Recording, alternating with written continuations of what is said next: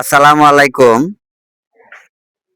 আমাদের সমাজে এরকমও কিছু মিস্ত্রি আছে বুঝছে, কিছু বলতেও পারি না, সইতেও পারি না। এ দেখেন বালু, 4 দিন আগে বালু আনবে গেছে আনছি।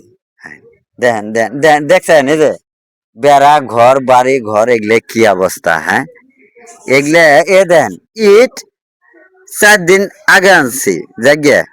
এ দেখেন এগুলো থাকার ঘরের আসবাবপত্র, এই যে ট্রাং, এই যে এগলে এই যে এগলে তে এই যে বাড়ির পরিবেশটা এরকম। যাই হোক, এটা আমাদের ফলনটা পাকি করার জন্য কয়েকদিন যাবত মিস্ত্রি খুঁজতাছি, খুঁজতে খুঁজতে পরে একটা পাইলাম, পাওয়ার পরে 1,000 টাকাও দিছি। যাই হোক, এই 1,000 টাকা নিয়ে এ আবার আরেক জায়গায় যে কাম কমপ্লিট না হওয়া পর্যন্ত পাবো না, এটা আরাম করে কয়ে নেই। এই হলো অবস্থা, দেখছেন? এই দেন কি অবস্থা। এগুলা প্রায় 2 দিন যাবত একই অবস্থা। ওই যে খাটটা দেন কোন জায়গায় ঝুলে থুইছি, এই হলো অবস্থা।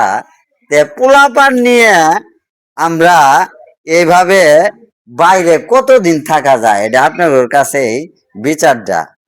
যাই হোক, আপনারা ঘর বাড়ি ভাঙ্গার আগে খুবই সাবধান। কারণ কি জানেন, মিস্ত্রির কথায় আগেই ঘর ভাঙ্গিয়ে এই দুর্ভোগের মধ্যে পড়বেন না।